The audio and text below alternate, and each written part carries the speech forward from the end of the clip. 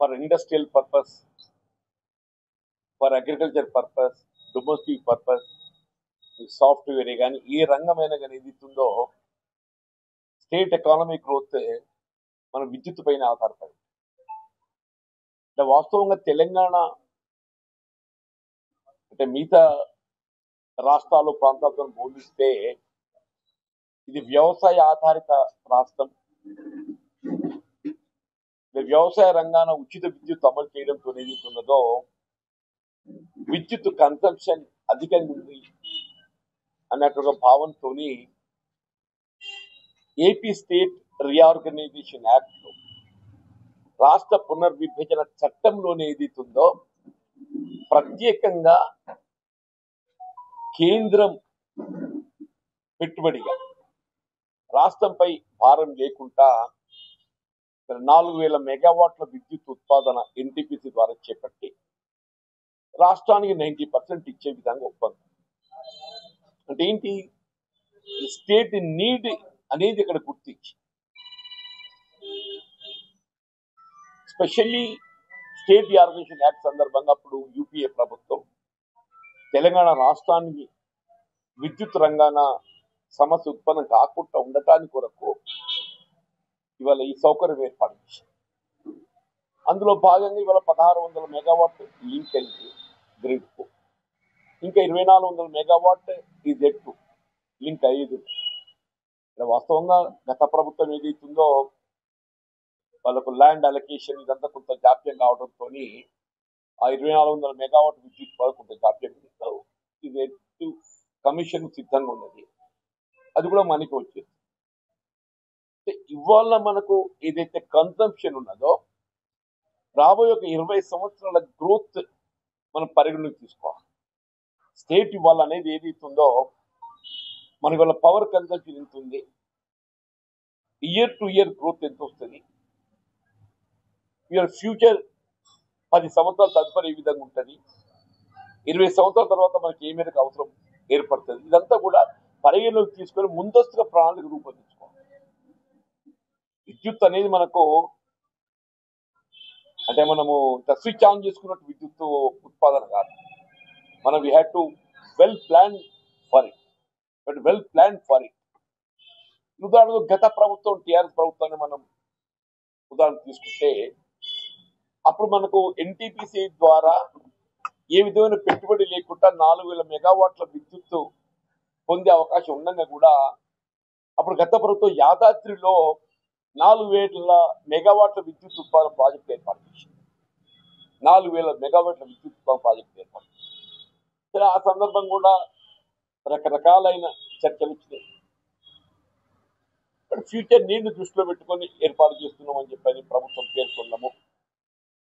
వాస్తవంగా విద్యుత్ ఉత్పాదన మనకి ఇట్లుంటది కదని అంటే హైడల్ పవర్.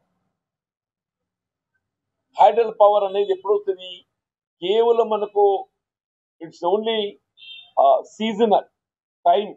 అప్పుడు వర్షాకాలము ఫ్లడ్ సీజన్ లోనే మనం will get hydel power. Yeah, solar energy అది ఓన్లీ డ్యూ టు మన పవర్ సన్ లైట్ తోనే వస్తుంది. అది కూడా ఇట్స్ నాట్ మనం ఆశించిన మేరకు ఏ మేరకు వస్తుంది, ఎప్పుడు వస్తుంది, ఎట్లా వస్తుంది అనేది మన అసెస్మెంట్. అది ఓన్లీ మనకు దినంలో 8 గంటలు మాత్రం వచ్చే అవకాశం ఉంది. అది కూడా క్లైమేట్ మార్పుతో ఎట్లా మార్పు వస్తుందో చెప్పలేము. అష్యూర్డ్ పవర్ కిందికి రాదు, ఇదంతా అష్యూర్డ్ పవర్ కిందికి రాదు. Only thermal power is assured power.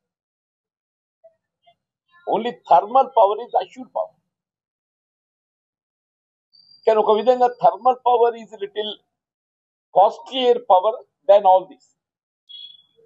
Definitely thermal power is costlier power than your hydro. cheapest power hydro, solar, wind, they're the cheapest power. Though thermal power is costlier, మనకి ఏది ఇస్తుందో ఇది assured power. మన power consumption ఎంత ఉంటుందో అందులో కనీసం ఒక 40% అయినా థర్మల్ పవర్ జనరేట్ మనం అందుబాటులో పెట్టుకునే ప్రయత్నం చేస్తాం. ఎందుకంటే గ్రిడ్ కొలాప్స్ కావాలి, అవుతుంది చేస్తాం. ఇవాళ ఏదైతుందో రాష్ట్ర ప్రభుత్వం వీళ్ళ ఫ్యూచర్ నీడ్ దృష్టిలో ఉంచుకొని వీళ్ళ 3 800 మెగావాట్స్ పవర్ ప్రాజెక్ట్స్ నిర్మాణం ప్రతిపాదించింది. మన రామగుండం, పాల్వంచ, మక్తల్. అంటే బేసిక్ గా ఈ థర్మల్ పవర్ జనరేషన్ యూనిట్ ఏదైతున్నదో మనం పెట్టవలసింది ఎక్కడ పెట్టాలి? పిట్ హెడ్ లో పెట్టాలి. పిట్ హెడ్ అని అంటే దానికి కావాల్సినటువంటి ఒక వనరులు ఎక్కడ లభ్యత అయితే, దానికి కావాల్సిన వనరులు బొగ్గు ఎక్కడ లభ్యత అయితే అక్కడ పెట్టాలి. సరే, గత ప్రభుత్వం దాన్ని పట్టుకుపోయి యాదాద్రిలో పెట్టింది, అక్కడ బొగ్గు లేదు. వాళ్ళు have to get it transport from Kothaguda. అయినా కానీ యాదాద్రిలో పెట్టి ఇవాళ రామగుండంలో పవర్ ఏదైతే ఈ 800 మెగావాట్స్ జనరేషన్ యూనిట్ పెట్టాలని చెప్పని ప్రభుత్వం నిర్ణయం తీసుకుందో, ఇది people desire of that area. ఈ people desire of that particular Ramagundam area. అంటే ఎందుకంటున్నానంటే అప్పుడు 1971 లో B power station was inaugurate చేయబడ్డది. 71లో అప్పుడు పోయింది అనుకుంటా. పివి నరసింహారావు గారు ప్రధానమంత్రి. బి పవర్ స్టేషన్ 62 మెగావాట్లతో ఉండేది. సరే, 50 సంవత్సరాలు గడిచిపోయింది కాబట్టి ఏదైతుందో అవుటేజ్ అయిపోయింది. అది సబ్ క్రిటికల్ అవుటేజ్ అయిపోయింది కాబట్టి దాన్ని మూసేయాలని చెప్పని, ఈ సబ్ క్రిటికల్ స్టేషన్స్ అన్ని మూసేయాలని చెప్పని కేంద్ర ప్రభుత్వం నిర్ణయం తీసుకుంది. ఈ బి పవర్ స్టేషన్ మూసేసి, అది మూసేయడం దాని స్థానే మళ్ళీ జెన్కో ఆధ్వర్యం లోపల ఏదైతున్నదో ఇక్కడ మళ్ళీ ఇంకొక జనరేట్ అంటే విద్యుత్ ఉత్పాదన ప్రాజెక్ట్ ఏర్పాటు చేయాలని చెప్పని అక్కడ ఉద్యమం నడిచింది. రాజకీయాలకు అతీతంగా ఈ పార్టీ ఆ పార్టీ అని కాదు. మనకి ఏంటంటే రామగుండంలో బొగ్గు మీకు అక్కడే pit, water is available. Only మనకు అక్కడ ఏంటంటే ఫ్లై యాష్ తరలించడం ఒకటే, అంతే. ల్యాండ్ అవైలబిలిటీ ఇస్ దేర్, అన్ని ఉన్నాయి. ఇప్పుడు మీకు కాస్ట్ మనం పరిగణలోకి తీసుకుంటే యాదాద్రిలో పవర్ జనరేషన్ కి ఎంతైతే ఉత్పాదన ఖర్చు వచ్చిందో అక్కడికంటే ఇక్కడ చాలా తక్కువ ఉత్పాదన. కానీ ఉత్పాదక వ్యయం అనేది ఏదైతున్నదో మనము యాదాద్రి ఎప్పుడు 2014 దాన్ని ప్రతిపాదించింది. 2014 ఇది 2014 తెలంగాణ స్టేట్ ఏర్పడిన తర్వాత. ఇప్పుడు ನಾವು వేరే 2025 నవంబర్ డిసెంబర్ అంటే 26 ఎంటర్ కాబోతున్నాం. అంటే దాదాపు 12 సంవత్సరాల తర్వాత యాదాద్రి పవర్ జనరేషన్ కాస్ట్ ఇప్పుడు పోల్చుకోగలుగుతాం. 12 సంవత్సరాల తర్వాత కాస్ట్ ఎస్కలేషన్ అయితే వస్తుంది కదా. ఈ కాస్ట్ ఎస్కలేషన్ పరిగణలో తీసుకున్నా కానీ యాదాద్రి కంటే ఏదైతుందో ఈ రామగుండం జనరేషన్ కాస్ట్ ఏదైతుందో ఒక నా అంచనా మినిమం 10 to 25% తగ్గుతుంది. కానీ మన బయట కనబడేది అంతకంటే ఎక్కువైతుందని చెప్పలేదు. కనబడదు బయట కనబడే అంతకంటే ఎక్కువైతుంది కనబడదు. ఎందుకు కనబడుతుంది? అది 12 సంవత్సరాల క్రితం అంచనా యాదాద్రి. ఈ అంచనా మరి ఆన్ పేపర్ అంటే నేను ఏమనాలి? నేను ఆన్ పేపర్ కూడా ఏమన్నా మరి ఇంట్లో ఇప్పుడు నువ్వు గమనించి ఆన్ పేపర్ రిపోర్ట్ వస్తాయి కదా. ఆన్ పేపర్ ఏదైతుందో అన్ని గ్రౌండ్ చేయబడ్డాయి అని చెప్పని ఏదైతుందో కాంట్రాక్టర్ అయితే బిల్లు ఎత్తుకో రాలేదు తెలియదు నాకు. ఇంకా ఆయన ఆన్ పేపర్ అయితే గ్రౌండ్ చేయబడ్డదే నాకు బిల్లు ఎత్తుకో నాకు తెలియదు బాబు. ఇంకా సంగతి తెలియదు ఆయన, నాకు బిల్లే రాలేదు. నా బిల్ సంగతి ఏంటంటే బిల్ ఆయన చేతికి వచ్చిందో రాలేదు నాకు తెలియదు బాబు. బట్ ఆన్ పేపర్ అయితే గ్రౌండ్ చేసినట్టు రాసి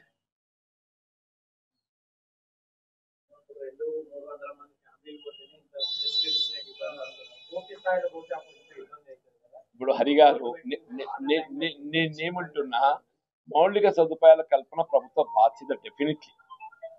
దాని దృష్టిలో ఉంచుకొని ఏదైతుందో గత ప్రభుత్వం ఏదైతుందో మౌలిక సదుపాయాలు అసలు కల్పించకుండానే కేవలం ఎన్నికల దృష్టిలో ఉంచుకొని ఆనాటి ప్రజాప్రతినిధులు ఎన్నికల కంటే 2 ఏళ్ల ముందు, ఎన్నికల కంటే 2 మాసాల ముందు వాళ్ళకి తెలిసి మౌలిక సదుపాయాలు చేయబడలేదు. మౌలిక సదుపాయాలు కల్పించబడలేకున్నట్టయితే లబ్ధిదారులు అందులో చేరడం సాధ్యం కాదు అని తెలిసి ఎన్నికల్లో ఏ విధంగా లబ్ధి పొందాలనేటువంటి ఒక ఆలోచనతో పంపిణీ చేశారు. వీళ్ళ కాంగ్రెస్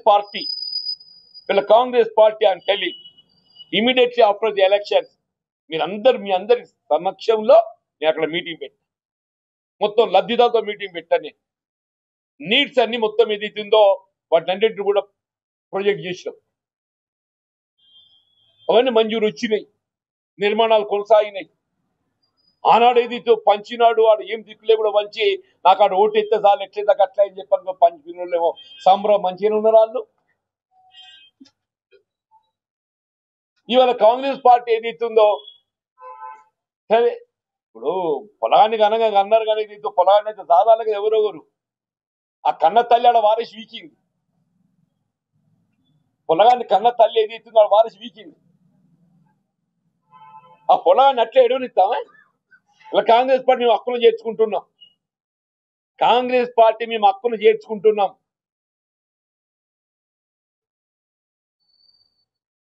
ఇవాళ నూకపల్లి డబుల్ బెడ్రూమ్ మౌలిక సదుపాయాలు కల్పన అసలు బేసిక్గా అందులో నాణ్యత పరిశీలించాలి. ఇవన్నీ ఉన్నాయి బాబు. డిఫెక్ట్సే చేరేటోడు ఎన్ని ఆలోచన చేస్తాడే వాని సమస్య వానికి. వాడు చేరకుండా వాడు పోతే ఇంకోటి కదా కాస్తున్నాడు కష్టం మూర్చుకుంటా. ఇప్పుడు 1000 మంది అయితే ఉంటుంది కదా బాబు. ఒక 1000 కుటుంబాలు ఉంటే కదా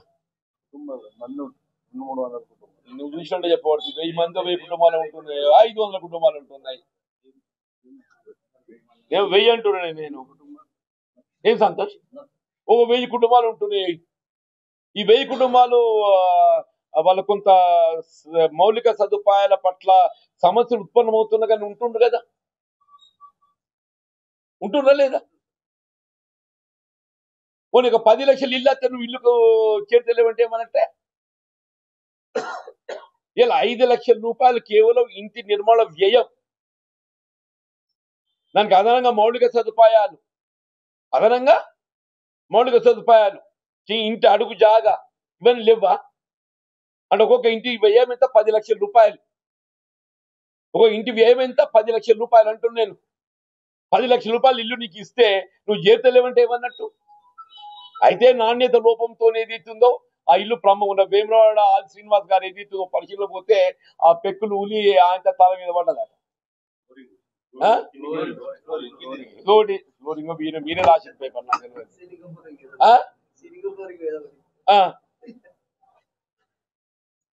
ఇప్పుడు అందుకే ఏమో దీనివల్ల అసలు క్వాలిటీ రీచెక్ కావాలి. ముందేదో